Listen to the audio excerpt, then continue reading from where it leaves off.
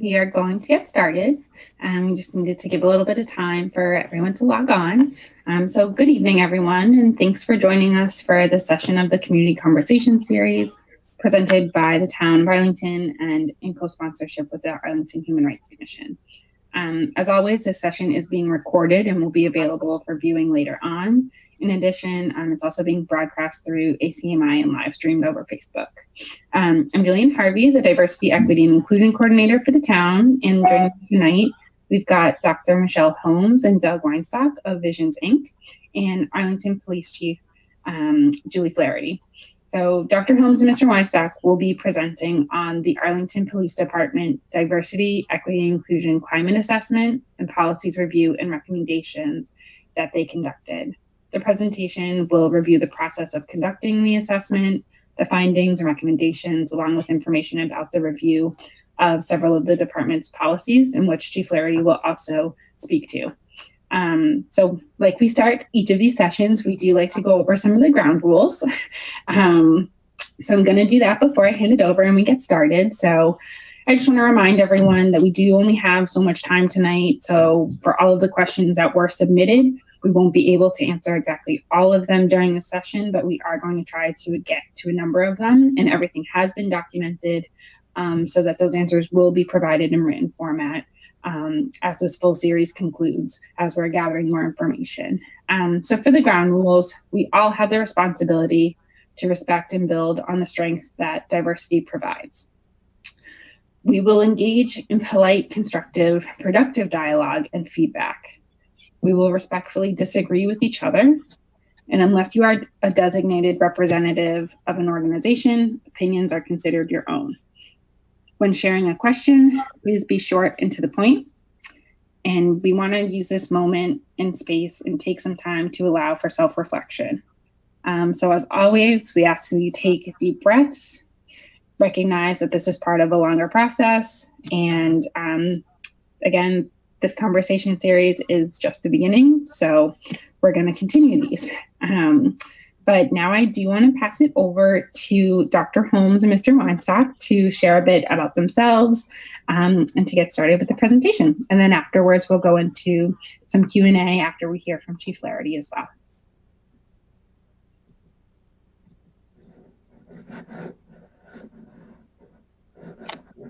Good evening, everyone. My name is Michelle Holmes. I'm representing Visions, Inc. Visions, Inc. is a consulting, nonprofit consulting firm. We help organizations and communities with assessment and facilitations in diversity, equity, and inclusion. My day job is as a physician and an epidemiologist. I've been with Visions for about 9 years. Visions is a 36-year-old firm. It's started by 3 Black women and 1 white Jewish man. And I think that I will now turn it over to my colleague, Doug, to introduce himself. Thanks, Michelle. So as it says on the screen, I'm Doug Weinstock. And I have been with Visions since about 2001, after a career in public education of about 30 years. And so we were asked to, I believe this report has been made in text format available to the community, because I know, at least based on some of the questions, that folks have seen that, and others who have not seen it can indeed see it, because it has been or will be made available. So Visions was asked to, I'm just looking at my slide. I just want to give the background, yes, and this is good to have up, Michelle. Visions was asked to conduct an assessment of diversity, equity, inclusion experiences, the cultural climate within the department of the police department. There were some questions, and I want to sort of address them now. Originally, it said the firm would be called in to do an assessment of unconscious bias within the police department. That's not what we do. We believe that all of us hold unconscious biases, and that people could go online and take the implicit association test or whatever to discover our own unconscious biases. So we tried to be clear up front, and I know some of you in the community weren't filled in on this, that was not what we were doing, and we were being asked to do this assessment of the department in terms of DEI, both with internally and in relation to the community. So where we're going to go tonight is talk about the goals and context. I'm going to mention a little bit more about that in a moment. You already have your norms, and there's just one guideline from ours that I want to point out. Talk a little about the levels of oppression and change, the 4 levels that underlines our model and with which we look at this, the assessment process in relation to the community, diversity, equity, inclusion, successes, challenges, internal to the department, successes and challenges, police department member employee recommendations, visions recommendations, and then questions. Julie Flaherty is going to talk also about where some of the steps that have been taken since this assessment has been completed, and then questions from community members. So this top thing here, item context, I think it's really important that, at least for us, that the context in which we are now talking about this report is a very, very different context than it was in February of 2020. And in the sense that so much of what had been, but now there's so much more out in the open about our US culture, and that includes police and other criminal justice agencies, et cetera.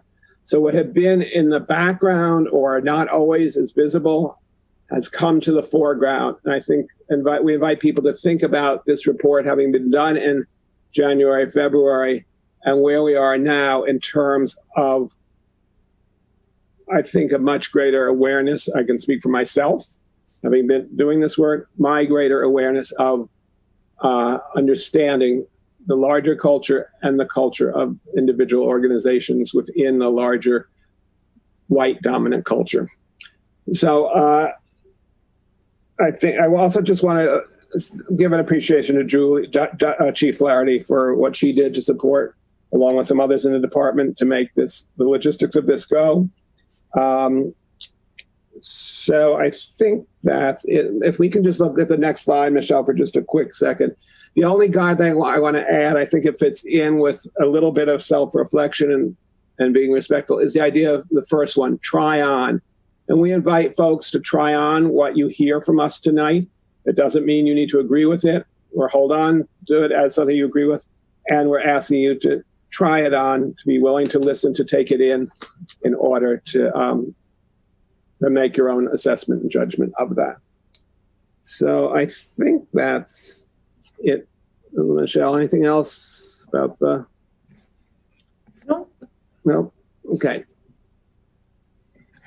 Okay, so I want to give a rundown of what we actually did. This is the assessment process. So this was a qualitative assessment, not a quantitative assessment. We did focus groups, and we also did some individual interviews. And in this qualitative assessment, our focus was on the perceptions and experiences and the recommendations of the Arlington Police Department employees. We spoke to a total of 38 participants. They represented various demographic groups in race, ethnicity, gender, and age, and departments and roles in the department. You said it might even have been 40. Oh, right. Yes. I think we right. 38 to 40. Right. We asked them successes inside the department and in community relations, and we asked them challenges inside the department and with the community in regards to diversity, equity, and inclusion. We asked them what they thought would be recommendations for positive change. We then analyzed using our framework of levels of oppression and change, and we will share that with you shortly. After we analyzed it, we went and gave a feedback session to those APD members that wanted to hear the outcome. And then we wrote up the document, which you have seen, and also separately did a review of various written policies and procedures.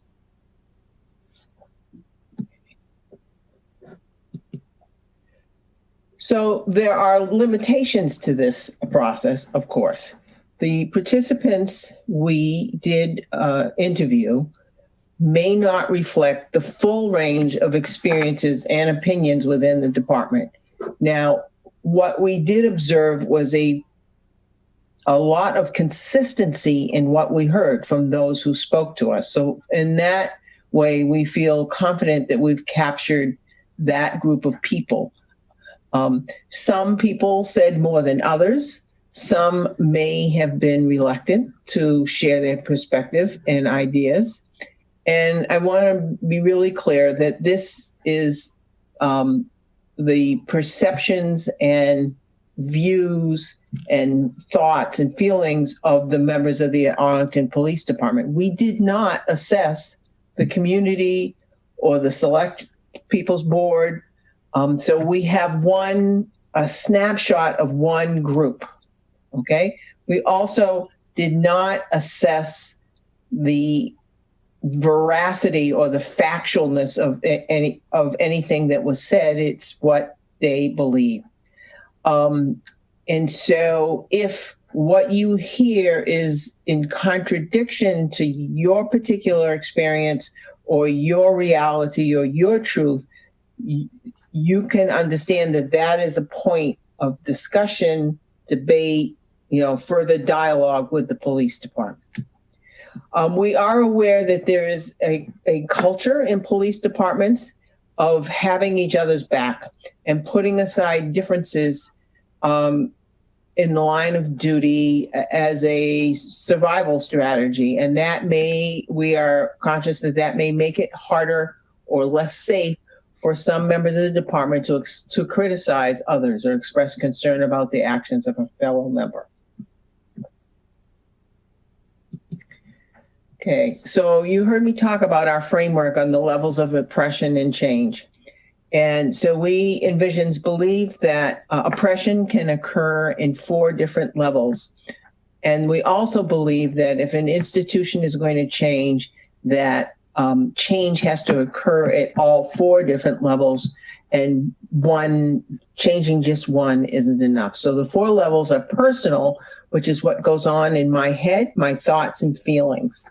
Okay. The interpersonal is how I interact with another person, my behavior. The institution is typically structural policies, practices, things that are written down. And then the culture can be those policies that aren't written down, things that are understood.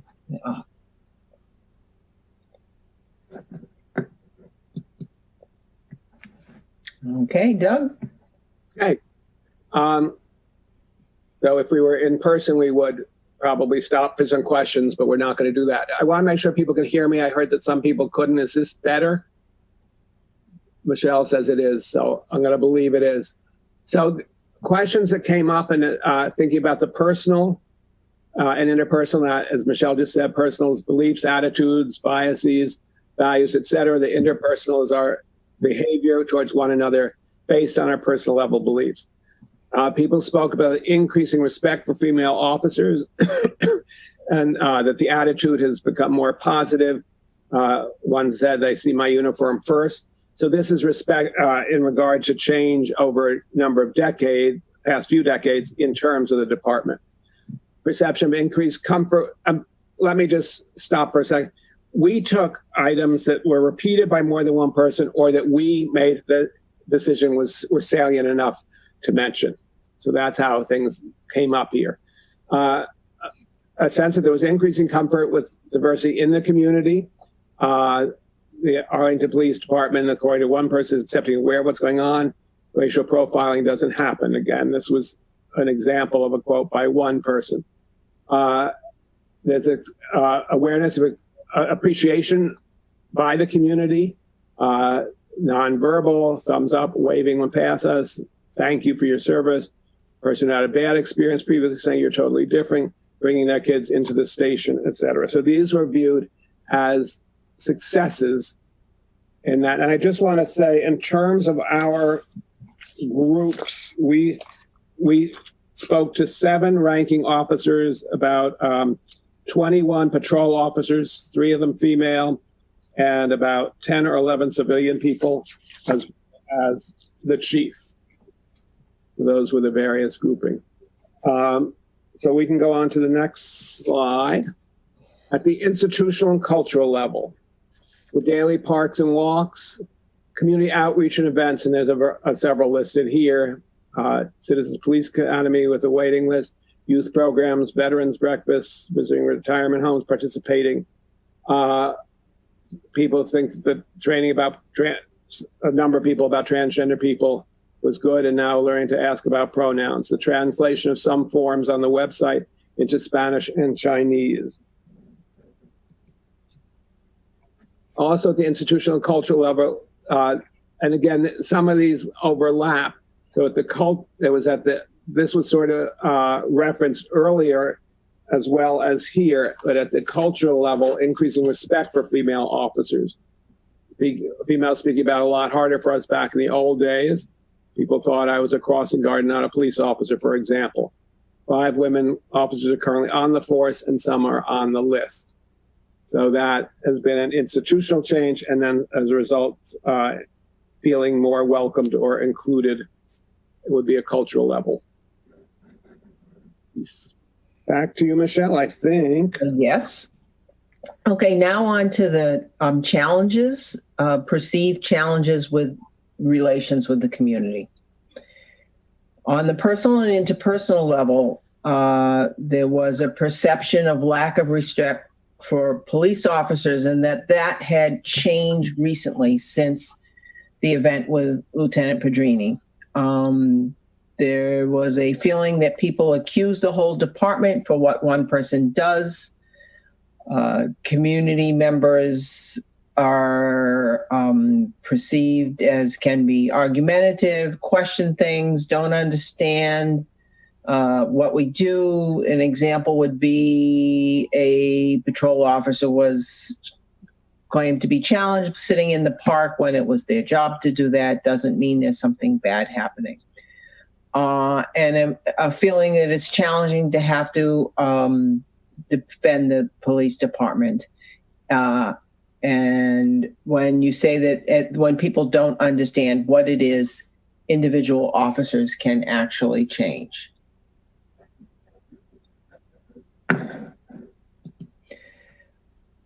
At the institutional and cultural level, in terms of challenges with the community relations, there's a lot said about the negative impacts of the controversial comments made by Lieutenant Pedrini last year.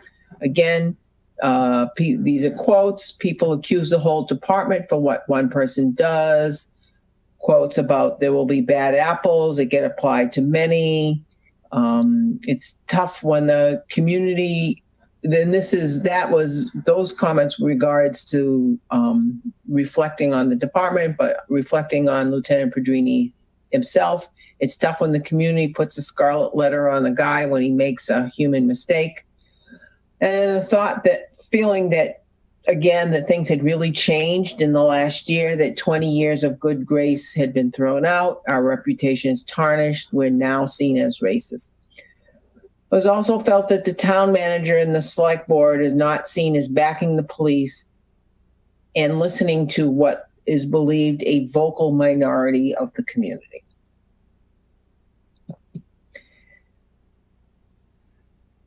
So more challenges at the institutional and cultural level. It was felt that the reporting in the media was incomplete, that there was no way to correct what was felt to be a mistake. For instance, some reporting about salaries and overtime. And the feeling of that social media was particularly could be particularly toxic with allowing disgruntled voices to have a great say. Members of the department noted a broader society view of police as being generally negative, and that this wasn't a good time. And again, there was a consciousness of historical changes that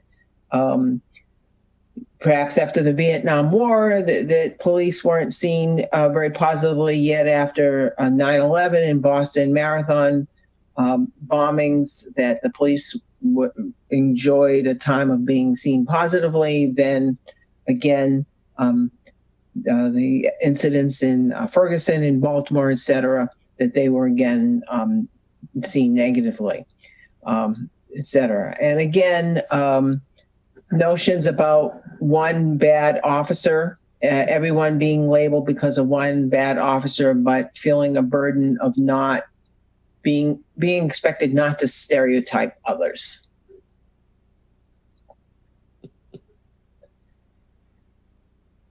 Okay, internal to the department, these were considered successes inside the department. On the personal and interpersonal level, it was felt that there were supportive relationships among officers across lines of difference, and that was a historical change. There was a time when historically male officers would not come to back up female officers, or white officers would not come to back up an officer of color, that those were, when calling for help and backup, that those were considered bad old days that don't happen anymore.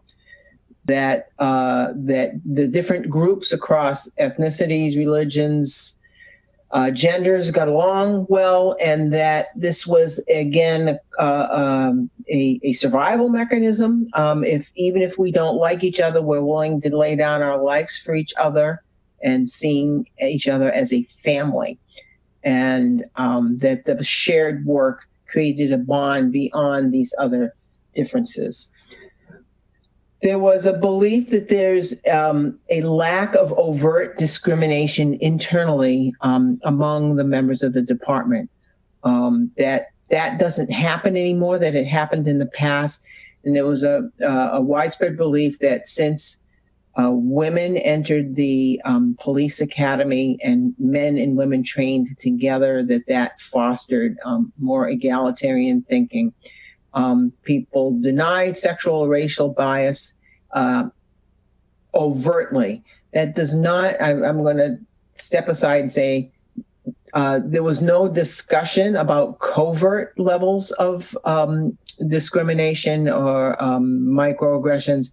That does not mean that they don't happen. And I'll just add to that what Michelle just said.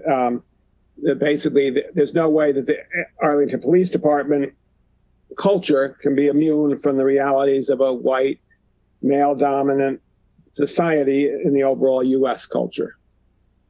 So that things may not be overt, but as Michelle said, could be subtle or covert.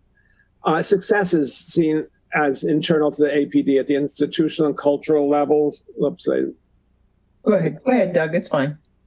Usually we start off personal, interpersonal. This is my miss. There was enthusiasm by several about the interim chief, now who's no longer interim, and new management approaches that promoted DEI in terms of morale, in terms of the acting chief, in relation to staff and officers, et cetera, accessibility. The increasing diversity is seen as a success. 5 women officers, and some on the list, I assume on the list of those coming through the academy. Lots of diversity, particularly among dispatchers. Patrol officers come from different backgrounds in terms of formal educational level, other careers, et cetera. There was mention also that there are 2 Black officers in, I forget the exact, desk type jobs.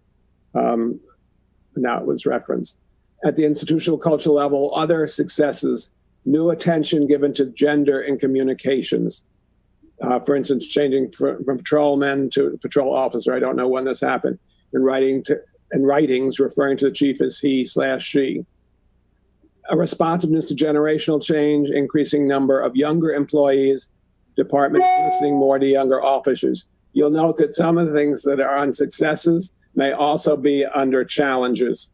This is one about the difference between seniority, et cetera. At the interpersonal level, some of the challenges were generational conflicts. So here you see what can come up here in relation to what I just said. There are disconnects between supervisors from the tail end of the old school group and some younger police officers who don't think their opinions are taken seriously. Some younger officers are viewed as not having as strong a work ethic, complaining or not being happy with bad shifts, overtime, holidays, not understanding that that's part of the seniority there. A sense that more senior people can sometimes stick it to the younger people. In other words, giving them undesirable shifts when it's not necessarily necessary. So notice that there was a both and here of this being a challenge and also a success too. Was I doing challenges or were you doing challenges? Yes. You are. Okay. So finishing this up, at the institutional and cultural level, seeing a need for increased diversity among officers, wanting more diverse hires, should be more female officers, need for increased attention to inclusion. Our agency, meaning department, needs to find more ways to create an inclusive work setting. So these were comments made by at least some people there. Increasing diversity and inclusion is limited by constraints posed by the civil service procedures and residency requirements. That hiring process limits diversity. There's separation among those in the department as a result of two unions. So certainly the question of civil service has come up well beyond Arlington in the last couple of months. There's a lack of a clear consensus on the definition and application of diversity, equity, and inclusion. People have different views of what these mean and refer to. Okay, these are the recommendations that the police department employees themselves recommend to enhance diversity, equity, mean and refer to. They recommend that the town leadership should share more data about the APD achievements, such as 8 years of data showing no differential treatment, no use of excessive force in 5 years, and should spend less time reassuring or pandering to the public. They believe that the community should not be involved in decisions regarding the APD if community members don't know what police go through. They recommend creating a hotline if people are afraid to come forward, where people can anonymously report about crimes and investigations. They recommended more interactions. They want more interactions with members of the community. And they want to let the community know that the APD is there for them and it's separate from whether you like us or not. Internal to the department, they recommend that there would be more opportunities to build bonds by getting together more other than just union events. They are desiring the completion of the restorative justice process, and they would like more racial, ethnic, and gender diversity in the department. Okay, Doug. Michelle. So then vision's recommendations. So typically when we do our reports, we want people to see recommendations from within, some of which will be incorporated in ours. Typically the number of recommendations we provide is more than what an organization can do. So want to mention that. And I think there's, in other words, that we believe the organization has to prioritize what is tops for them and what makes most sense. I think a miss on our part, as I think about it, was to have had a recommendation that with some members of the community, priorities might be set. And that's, as I say, a miss on our part and an afterthought. So our recommendations at the personal and interpersonal level are encouraging APD members to continuously enhance their capacity to work with persons from groups different from their own. I want to point out that when we met, well, I'll hold off on pointing that out. Just remember this one because we're going to come back to it. I don't want to interrupt it with this. And this involves understanding personal beliefs, biases, attitudes that people hold that can impact interactions with people across difference, accepting that no one can know it all, that this is an ongoing process. 2, if and when a community member indicates to an APD member that they are aware of a resident who's afraid or reluctant to come forth directly to the police, explore with community member what might enable the fearful person to feel safer doing so, how the first person might act as a conduit. So this would be in addition or another piece of what the employees have recommended. Okay, next slide. At the institutional level, consider a diversity inclusion position or a part of a current community relations position to serve as liaison to community groups such as Human Rights Commission, Rainbow Coalition, Arlington Fights Racism, etc. It's interesting, a question came up, but it was very clear to us that based on what we heard about the Civilian Police Academy, that we believe that this should be expanded and to include residents of various backgrounds as a way for people to get to understand the police and what their day-to-day life is. 3, explore avenues for hiring more diverse police force, what it would mean to do so outside civil service procedures, being aware on our part that union negotiations are often involved in this sort of thing. Number 4, essential, develop clear guidelines, behavioral expectations, and discipline policy related to the expression of personal opinions in the public domain. I think I speak for both Michelle and me, that was lacking in the case of Lieutenant Pedrini. And hopefully that will be cleared because the impact of what someone like he has done in a public domain about his opinions have a huge impact on members of the community. Next, still at the institutional level, review and update policy procedures documents that were reviewed by Visions. We'll look at one of these shortly using a diversity, inclusion, multicultural lens and comments. Continue to plan for publicizing on the website, otherwise more about APD policies, procedures, documents, or parts thereof. Chief publicize, report periodically via website, local media about what's been happening related to APD activities and interactions with the community and perhaps some internal actions. 8, consider whether to reinstitute or reinstitute any data collection that reflects the actions of the APD. I want to make clear that data collection is one piece, and that does not necessarily encompass the experience of all members of the community in relation to the police. So again, we see this as a both and. Number 9, consider a translation of additional APD forms on the website. At the cultural level, so at the conclusion of each Civilian Police Academy cohort, gather the feedback information for participants, which I think is being done. What you learned about the role of the APD that you hadn't been aware of previously, what stereotypes or assumptions were dispelled by your experience. 2, we spoke to this earlier, while there's no indication of overt manifestations or reported overt manifestation of sexism, racism, it's important that any employee who feels discomfort around subtle comments or actions related to race, gender, age, role, etc., be permitted and encouraged to raise their concern without fear of retribution. And this relates to the town's non-discrimination policy and policy against harassment. Again, you can have a policy at the institutional level that doesn't necessarily carry over to the cultural level and what actually is seen as being okay or not okay. And finally, okay. That's not me. That was the end of the recommendations from Visions. Michelle's going to speak. Okay, so what we've just presented, we then presented that in two attended by approximately 20 members of the department who came, those who were interested in hearing what the assessment found.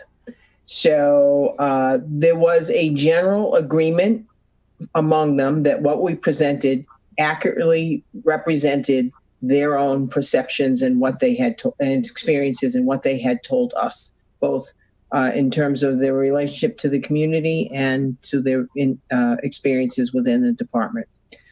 Several of those also mentioned having a lot of interest in having structured opportunities to meet with the community, to share and learn about each other's perspectives and experiences. So to learn more about how those differ for community members. However, some members of the department expressed concern about whether this would be productive, depending on who attended. I also want to share that of the recommendations that we shared before, some of the highest support was these are the recommendations that they gave themselves for the town leadership sharing more data and for continuously enhancing their capacity to work with people with different identities. Can you just go back to number 20? Because I had started to reference that. Michelle, do you mind going back to 20? I can, yes.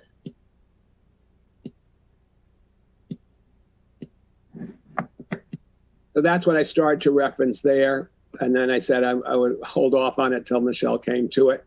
So and Michelle, what came from was at the end of the sessions, we gave folks a chance to jot down what they saw as the highest priorities among their recommendations or our recommendations. And as Michelle mentioned, there was one from their recommendations in terms of, oops. Sorry, that.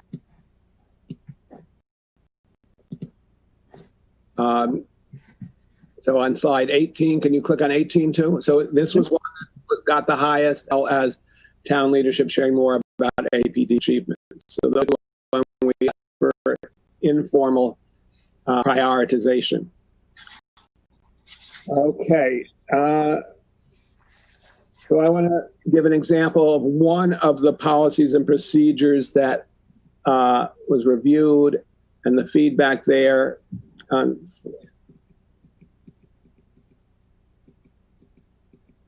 To give a sense of that. So I think it's 25. Okay, so these were the different policies that were reviewed, that we were sent to review, and we reported on strengths and recommendations to consider in terms of both content and process. So Michelle, we could go to the next slide. So the bias-based profiling policy, some strengths that we noted were in the first paragraph, mentioning of real or perceived. So the Arlington Department is committed to protecting the constitutional civil rights of all citizens. Allegations of bias-based profiling or discrimination, real or perceived. And I think that's really important, that to understand that perception is the reality for people's life experience, being detrimental. So that was something. A note that some of the likely would find it challenging to reconcile this paragraph with the writings and beliefs of Lieutenant Pedrini as a member of the Arlington Police Department. There was a part of it, 4D2, about citizens filing complaints, saying fully describe the department's citizen complaint process. That's a positive. In this last one, annual, quote, administrative review of all bias-based profiling complaints to take into consideration departmental practices or activities that could possibly create the impression that bias-based profiling is taking place. So the acknowledgement of the impression that. So those were strengths. The next slide are some recommendations to consider. In the definitions, they list a number of groups. We suggested considering adding immigrant. In this part of the policy, add specific examples of taking positive steps to identify, prevent, and eliminate instances of bias-based profiling in terms of some of the procedures. If any procedure have been revised, indicate such. Similar for review, performance, recognition, and evaluation systems, training, curricula, policies, and practices, so that the community knows what changes those are. 4B1, does community know about the citizen complaint procedures and the executive safety's statewide complaint, Office of Executive Safety, I guess, statewide complaint number, especially for those reluctant to report concerns.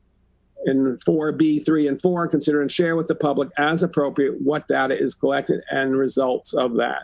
And this connects with what it says there, identify any potential patterns or trends that may create the impression that bias-based. And then there's a question here, is there something parallel for employees of APD related to 4D1? So I realize you can't see what in those and wanted to give you a sense of that process. And Julie's going to, the chief is going to speak to that after we finish our section shortly.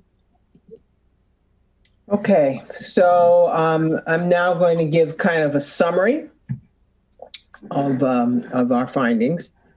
And so this information was shared by members of the Arlington Police Department in their assessment interviews, and it powerfully portrayed their experience and their professional roles in the aftermath of the incident related to the writings by Lieutenant Pedrini.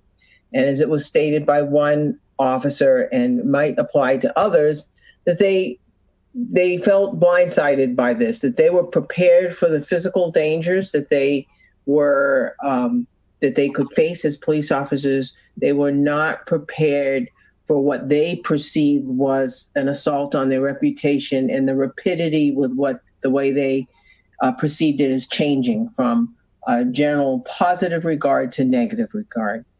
I want to point out that what many members of the police department are feeling in terms of their views of a few bad apples, it parallels the experience of many people in historically marginalized groups, such as people of color, women, non-Christians, people with disabilities, people LGBTQ, low-income immigrants, who have lived with such stereotyping and perceptions based on group memberships their entire lives.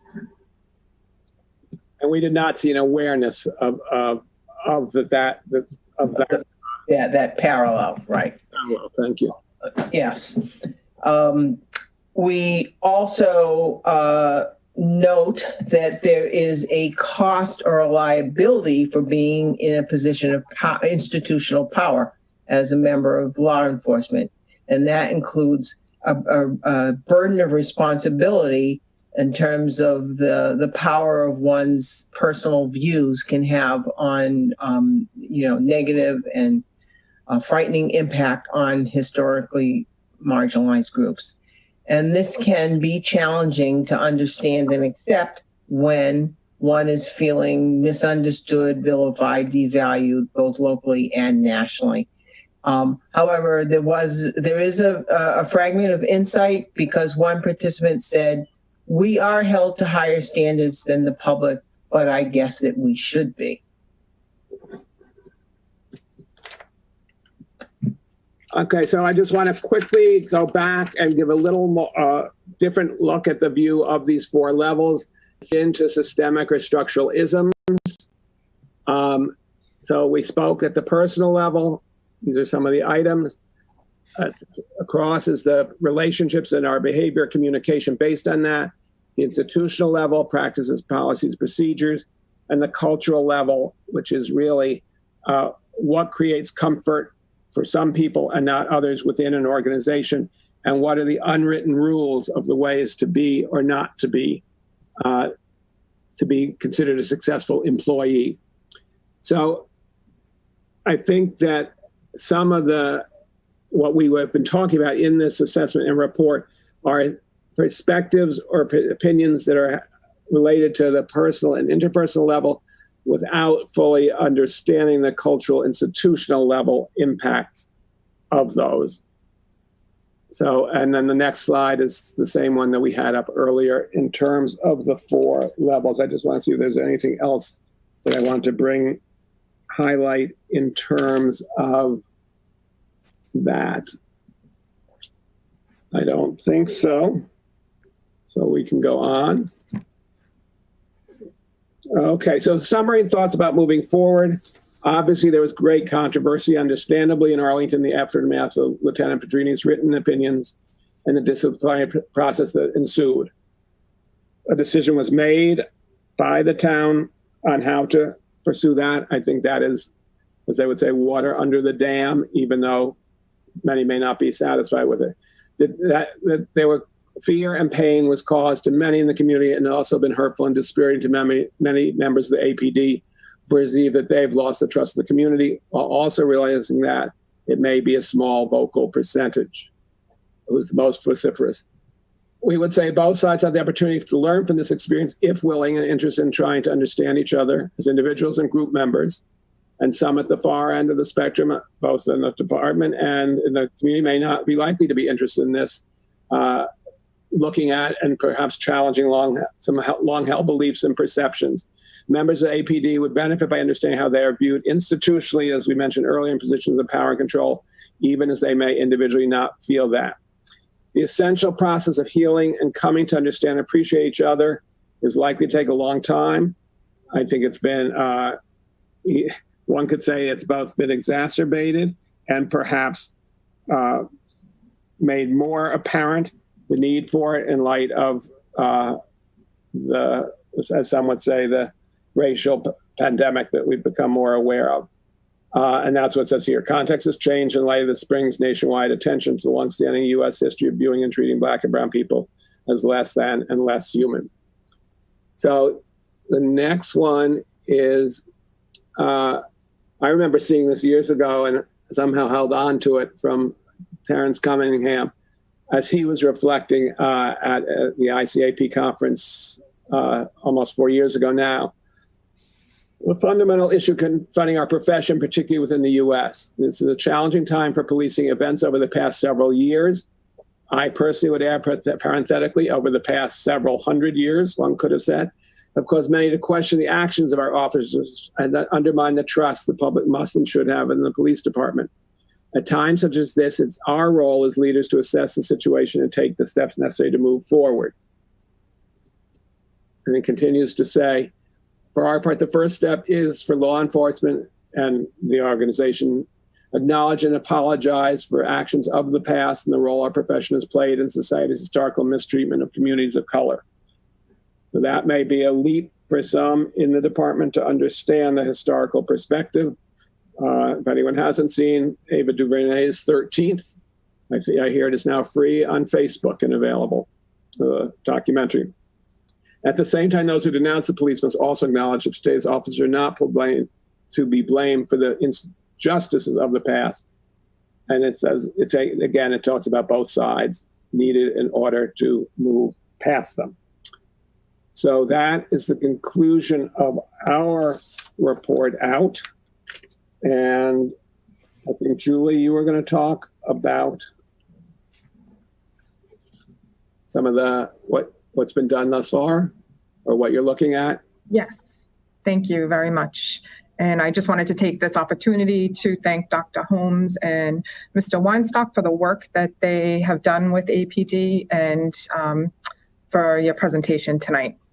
So just by way of background, earlier this year, I requested that Visions come into the police department and work with us to assess the climate of the Arlington Police Department in regards to diversity, equity, and inclusion, and to try to help us evaluate how we could maybe enhance our approach to diversity, equity, and inclusion and move forward. We chose to work with Visions after interviewing several organizations and hearing positive reviews from members of the community and from strong recommendations from members of Arlington Fights Racism. So I believe that the feedback that they provided through the assessment is valuable, and it's an important step in ensuring that the department continues to provide the best possible services to the community while being inclusive and fair in our interactions, both with the community as well as with each other. So following the assessment, Visions had provided us with a number of recommendations, as Doug and Dr. Holmes had spoke about tonight, regarding community initiatives, events that we participate in, and as well as department policies and procedures. And in response to these recommendations, we've considered ways that we can expand on a lot of our events that we take part in, and to be more diverse and include additional groups of residents. We also have made updates to all of the policies that that was spoken about tonight, and I can talk a little bit about those also. Among the recommendations, as was presented tonight, was to expand our annual Citizens Police Academy. We have our Citizens Police Academy usually in the fall. We hadn't planned on having Citizens Police Academy this year due to the global pandemic. I had recently learned of a petition circulating requesting that I put a stop to the Citizens Police Academy for several reasons outlined in the petition. I feel that the Academy has been very well received. It's an event put on by the department, and it's been well received by community members who feel that it gives them a better understanding of the department, and as well as the police officers who participate, and they're able to develop positive relationships with the community members who attend. During the 9-week Academy, residents learn a range of learn about different aspects of policing. A lot of people have never stepped foot in the police building before, so we're able to give a tour of our building, meet a lot of our offices, and then there's different presentations that involve investigations, how we investigate crimes that take place, special investigations involving domestic violence and missing persons, how the court system works. Our offices give presentations on the traffic unit and the importance of community policing and how we're trained and practice procedural justice. They learn how we work with community partners to conduct our homeless outreach, and how we respond to our calls for opiate or mental health issues, and how our jail diversion program works. Our attendees also learn about patrol procedures and get to take a look inside what patrol work looks like by doing ride-alongs with police officers. And commonly they conduct common patrol work, such as making traffic stops. We also continue to publicize happenings in our department relating to work and community outreach. For the past several weeks, we've been working on a news blog for the department, and we actually launched that earlier today. And it's a central location for Arlington Police news and events in the department and community resources, as well as our town website. The site can be translated into several different languages and allows anyone to subscribe to receive posted news from the department right to their email. Visions also evaluated our department policies that was spoken about earlier in the presentation. So they were able to give a look through a diversity and inclusion lens. We've updated our policies based on those suggestions, and that includes updates to the language of our policies regarding working with transgender individuals. And I'm also currently working with the Arlington Rainbow Commission to determine how we can update the policy to be more inclusive. In regards to our bias-based profiling policy, we added additional language to strengthen the policy and make it more inclusive of additional groups. And we've also taken the recommendations about adding the executive safety statewide complaint number as part of our citizens complaint procedure for individuals who may be reluctant to report concerns directly to the department. We'll be publicizing these policies and procedures on our new Arlington Police Department news blog as soon as the updates are completed and reviewed by our legal advisor, which is being conducted as we speak. And I hope to have those available within the next week or two. In addition to the Visions assessment, we have been moving forward with additional steps to enhance the department's transparency and accountability. I spoke last time we all met about our use of force policy and how it's been updated to include the 8 can't wait measures. And this policy will also be available on the Arlington Police news blog and also on our town website. We are still in the research phase of a body-worn camera program that I spoke about last time we met, and we will be moving forward and purchasing the cameras as soon as we select a vendor that fits the department. I want to add that I'm committed to continuing to improve and build upon the relationships this department has with the community. I believe that the changes that we have made thus far have been very valuable, and will continue to evaluate how we can promote diversity, equity, and inclusion both within the community and through our department and initiatives. Thank you. Great. Thank you all. The presentation definitely helped to clarify some questions, and thanks for following up on the changes to the policies, Chief Flaherty. So right now, what we're going to do is move into some of the questions that were previously submitted. Some of these have been submitted when we first launched the series, so a couple weeks ago, when things have been coming through as we speak. So some of them, we're going to start with one that seems to be a frequent question that I personally don't think there's a real answer to, because as you touched upon earlier, Doug, we all have our own biases. And this question is, how do we know that other officers or people working for the APD do not share the same views as Lieutenant Pedrini? I'll take that one, Doug. Okay. The answer is we don't. Okay, we don't. I will say two things. You will notice that there was not any overt criticism of Lieutenant Pedrini, and it's my impression that that's part of the sort of the culture of police, of not criticizing your colleagues.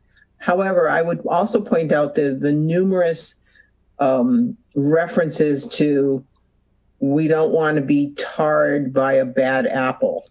It's a kind of a implied criticism that, you're right, is not overt and not very strong, and to me raises the question that there is implied criticism there. And I think the question is also about the lack of, we did not hear anything acknowledging how that hurt and harm and fear that would have been caused by comments such as that. I also agree that I don't think there's an easy way to answer that question, as we don't know what people are thinking. We only know what people say and by past actions. And I think that it's very crucial to have sound policies and procedures in place, to have strong hiring practices. We do very thorough, in-depth background checks and mental health evaluations to make sure we're getting the very best candidates that are available to us. And when I talk about past actions, I think it's important for community members to understand and to know that we haven't had any excessive use force complaints against the department in 10 years. And I say 10 years because that's as far as I researched back recently. We hear very few complaints about officers. And I'll say some have said that we have few complaints because people are afraid to come forward. Well, I think that I've improved our system of making complaints about officers. We now have many avenues to file complaints. We have our forms online, and we've recently added them in several different languages. You can email me, you can call me, you could call the town manager, members of the select board, members of the Human Rights Commission. We created a tip line that you can submit an anonymous tip. So I think there's many ways for people to come forward who don't feel comfortable actually coming into the police department, which I can understand in filing a complaint against officers. We investigate every complaint that we receive, and we'll report back to the person who has the concern. I recognize that we as a police department need to do better, and I think this assessment was a good step forward in developing trusting relationships with the community. And I think the question though is important. Even though my understanding is there's one more piece of the process with Lieutenant Pedrini in terms of his having some statement or connection to the public, And that does not get at the question that was asked about knowing about where other people are at. And that's not necessarily something that can be an institutionally implemented piece, but I think it connects to when we think about George Floyd, even though that murder was, I don't want to equate the two, but where there were fellow officers sitting by watching that and allowing it to happen. Again, this was done outside of official work time. I want to mention it and not have parallels be made too greatly. Great, thank you. Another question that has come up a few times is around the participation in the assessment, and why it was optional, and two, despite Chief Flaherty's support of it, why was the turnout lower than expected, or not expected, but not everyone participating? You want me to speak, Michelle, first? So typically when Visions does an assessment of an organization or department, it is strongly encouraged and it is voluntary. I think there were additional factors here because the chief did work really hard and some of the leadership, I think, to get people involved. I think, Julie, Chief Flaherty, your sense is that some really were very worried about what they were getting into with this. So maybe the letter that we drafted that went out to people was not clear enough. And my hunch is that in the aftermath of Pedrini and feeling under scrutiny or attack, that may have reduced the numbers. So it's really hard to know. And as Michelle said in our report, we can't speak for the others, and we feel that we got enough information from the 38 to 40 participants that were there. I just wanted to share that in doing this qualitative process, we want to get an accurate picture of the participants' perceptions. If they are compelled to go,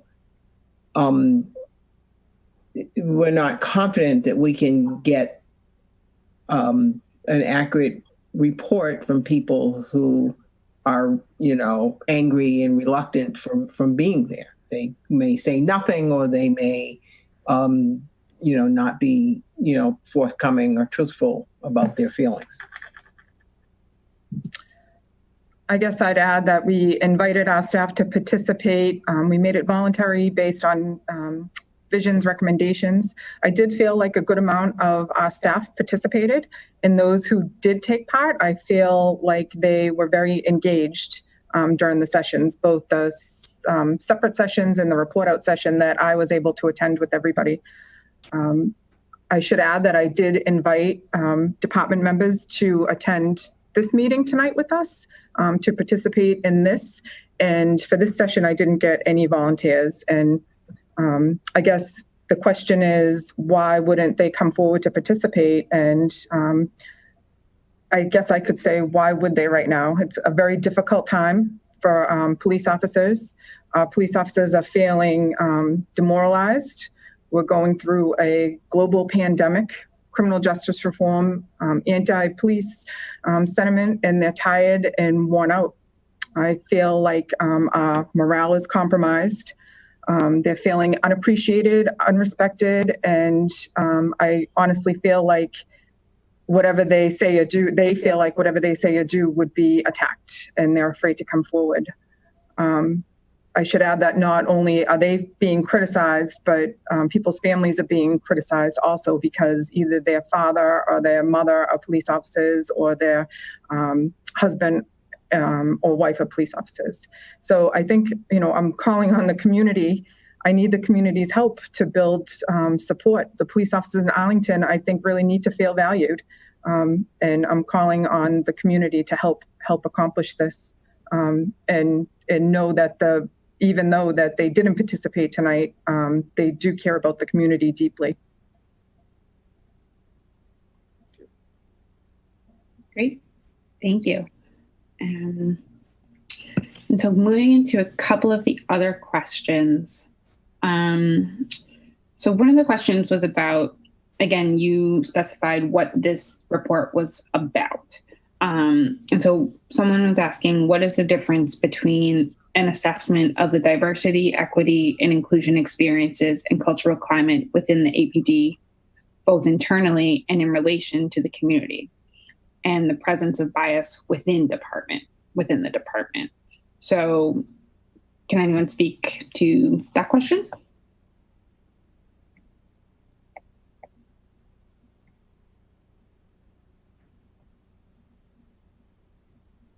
Repeat it again. So the question was the difference between a DEI diversity assessment and I think it's what we did, and is there such a thing as an assessment of bias within the department? no. Yeah. Well, I think I spoke to that at the beginning in terms of that if the belief is that we all have biases, then the ongoing work is to be able to explore those and understand those, not in a blaming or shaming or attacking way, but in a way of understanding that these are the realities of the messages we are taught or messages we catch growing up in whatever community, society that we grow up in. And if you want to go for, I did not recommend that people be forced to take the implicit association test and share their results. And it was designed more for people to understand the biases within us. I would say that it's not part of our model to assess in a quantitative way that this organization is more racist than that organization. It's just not what we do. We assume everybody is affected with racism, and we work with organizations to find ways to work with what we all have experienced and mitigate that.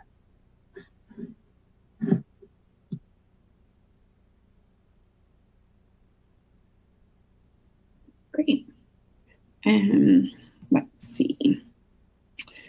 And you had spoke to, within the report, under the assessment limitations, that the culture of police departments, like having each other's backs and putting aside differences when in the line of duty, may make it harder or less safe for some members of the department to express criticism or concern about the actions of fellow members.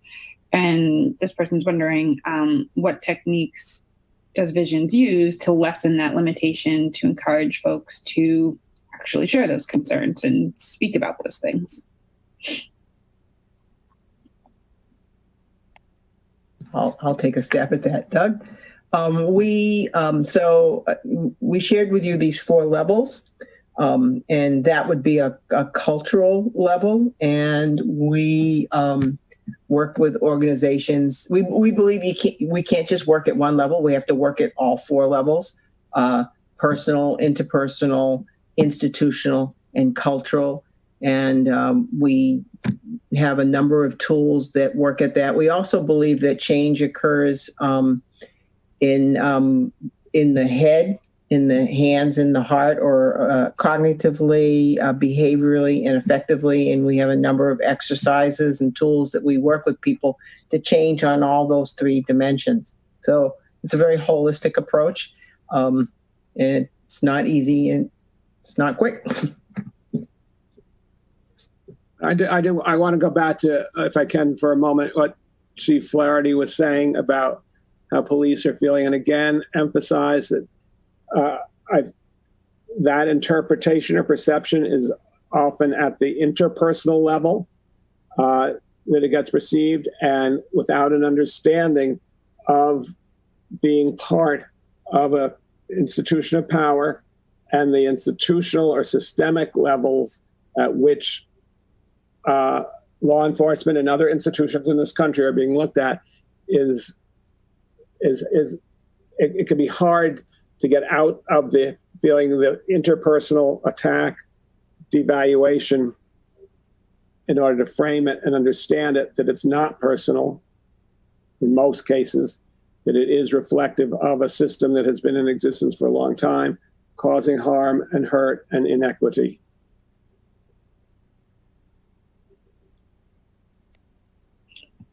Great, thank you. Let's see. Another question is around the work that Visions does, and if you've worked with other agencies like this in the past, I'm assuming that means police departments.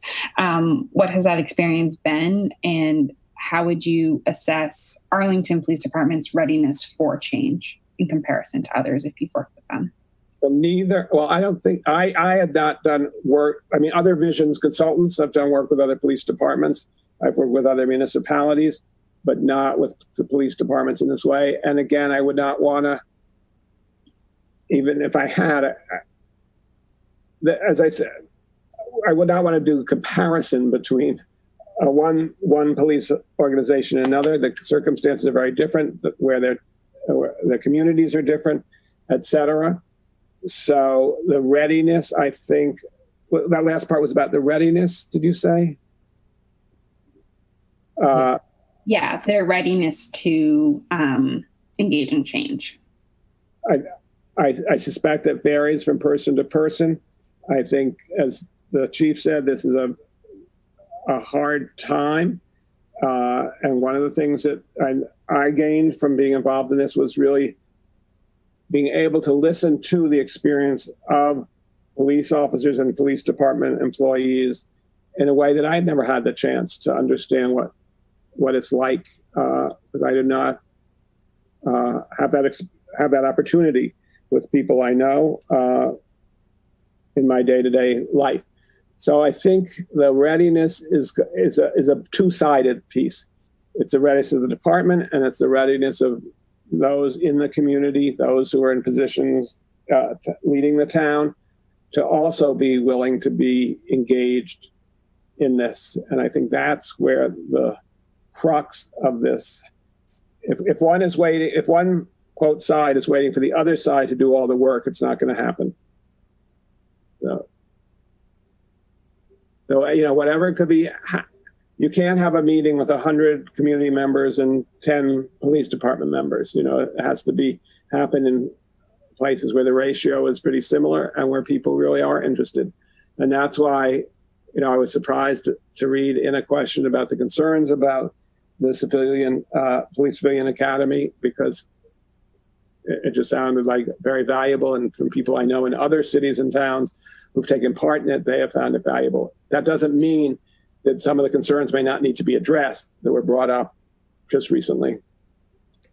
I'm glad you said that, Doug, because there's a question in the Q&A about what recommendations could we provide to the APD to lower defensiveness and suspicion of the community, noting this sort of tension between wanting to have more dialogue and yet being afraid to. And I think the recommendation you made is that the groups be small and intimate and equivalent in number and facilitated. Yep. And maybe, I don't know, maybe Chief Flaherty has other recommendations? No, I agree with your recommendations, Dr. Holmes. I think that it's important to have these discussions and engagements. And from speaking with officers here inside the APD, they're more than willing and actually excited to engage with the community. So I hope that we're able to do that soon. Great, thank you. And I think that definitely speaks to us being able to foster more spaces. Like, I know with this series of community conversations, something I'm working on for the next stage is offering more spaces for deeper but safe conversations. And I think that that's something that can be applied to this as well. Having officers involved with these conversations, but having it be a safe space for everyone. So that makes sense. Another question that we got was, in the final paragraph, the report Visions offers to help the APD enhance their understanding of diversity, equity, and inclusion issues at the personal, interpersonal, institutional, and cultural levels. What role do you think this lack of understanding of what diversity, equity, and inclusion means has in the overall culture of the APD? Well, I think we've spoken a little bit to that, is that it was seeing things at the personal, interpersonal level and without understanding the significance at the larger level, and the perceptions based upon one's being a member of the police department as an institutional position of institutional power.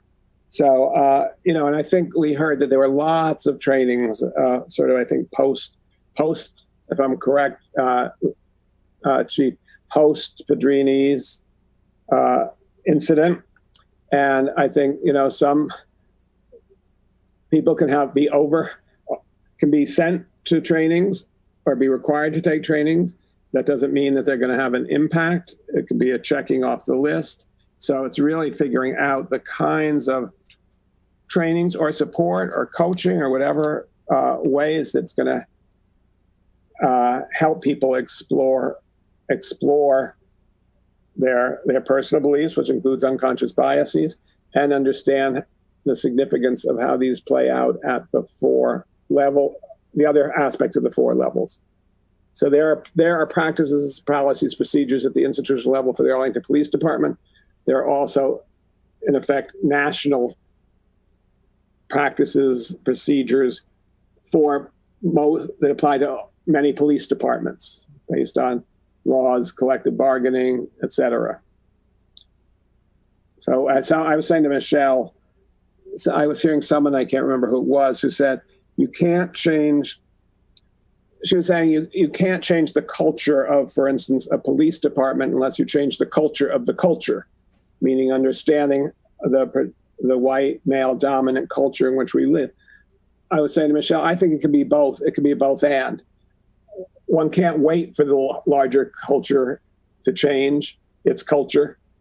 So that can make a difference and it will feed it. And that should not prevent any institution, including the APD, from seeing about what it means to have cultural change. Cultural level change is the hardest, I'd say. Do you agree, Michelle? You can change policies, practices. You can change how people interact if it's by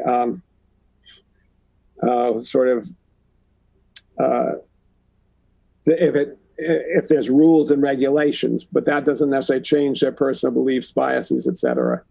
So it's a long-term process, and it will take, I think at the national level, the question of when is a police officer going to be expected, going to be condoned for speaking up and speaking out when a fellow police officer, however lovely they are, however great they've been over X number of years, has done something that they believe is out of line and can really hurt the police department as a whole.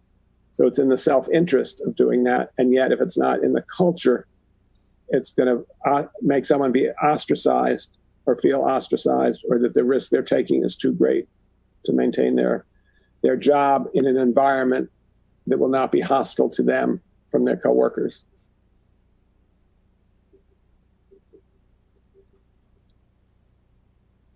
Thank you. And Michelle, did you have anything to add to that? I saw your mic off earlier, but I wasn't sure.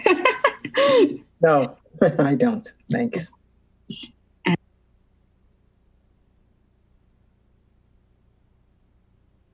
Oops, sorry, I was on mute there. On the day, we have time for about one more question, and then just a few closing remarks around kind of what we can do to move forward. And so one of the questions that kind of circulates back to this idea of mistrust, and how can the community believe that action will be taken if complaints are made, or if folks are fearful to make complaints, but how do you build that trust and believe that action will be taken moving forward?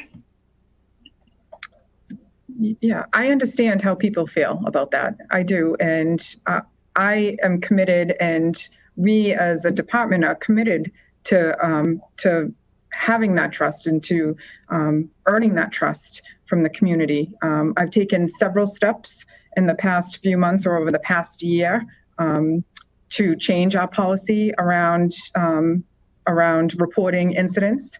And we have a strong internal affairs policy that dictates the steps that we take. And I'm committed to looking into every incident that's reported. And I give the community my word that we will follow up and take every complaint very seriously, as we've always done in the past when we've received complaints about officers' actions.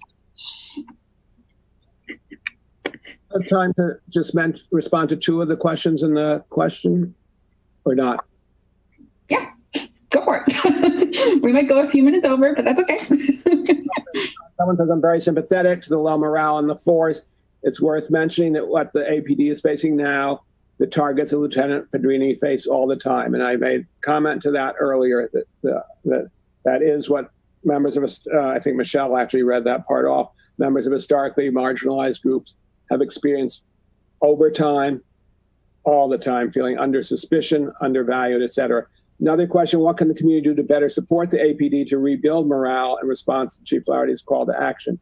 We're here to support the APD and the community, but don't know what action to take.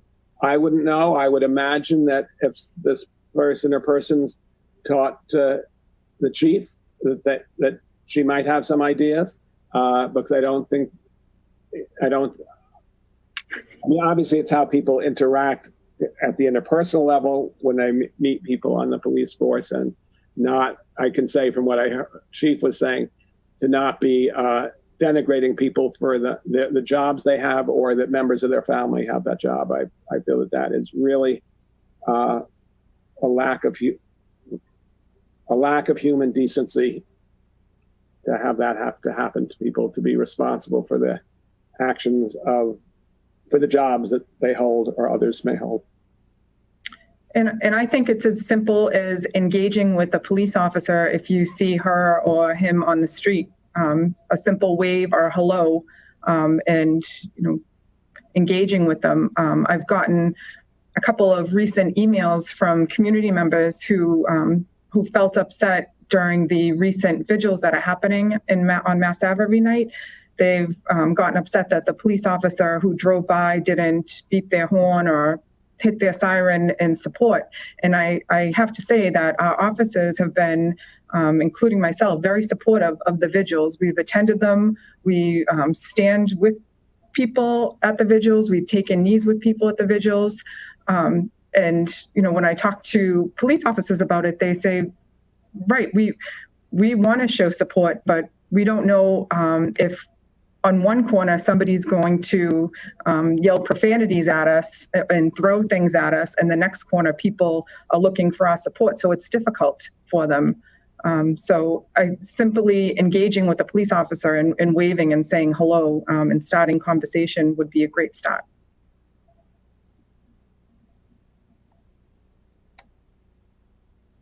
Great.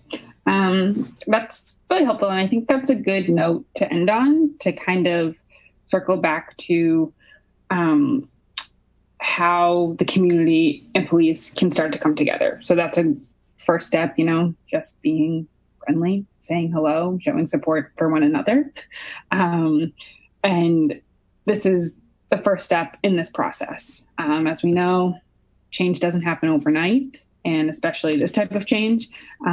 It's going to be a process, and this is really just the beginning. And I think we're taking the proper step to do that. And so I do just want to say thank you to everyone who joined us tonight. Dr. Holmes, Mr. Weinstock, Chief Flaherty. It's been really wonderful to be able to discuss the report with you all and answer some of these community questions. So again, there has been a lot of feedback, and I'm taking for myself as well the way these conversations have been conducted. So moving forward in some time, we will be creating some more opportunities to go deeper into these conversations and provide safe spaces for more dialogue. And again, the questions that have been submitted, if they weren't answered tonight, everything is being documented so that we can provide those answers after the series. So there will be a larger FAQ that will go out once we have all of the documented answers. This event tonight is being broadcast and recorded, so you can watch it again. The notice will go out sometime tomorrow. And again, just some reminders for the upcoming events. So tomorrow there is, with True Story Theater, the Theater for Dialogue session that will parallel these community conversations. So focusing on the elevating suppressed voices from last week and this event tonight. And on Wednesday night, we'll also be having the second community conversation with the Arlington Public Schools, and they are listening to suppressed voices as well. So taking space to hear from families of color. That'll be taking place at 7 p.m. And probably by the end of the week, the registration link for the final component of this series that's taking place next week, Closing the Circle, the conversation with Lieutenant Pinnerini, taking place next Tuesday, that'll be coming. So keep an eye out for all of that. And again, thank you so much for joining us tonight. And I really appreciate everyone who provided questions and all of your knowledge. So thank you. Thank you for all it took for you to get it going. Anyway. Good night, everyone. Good night. Thank you.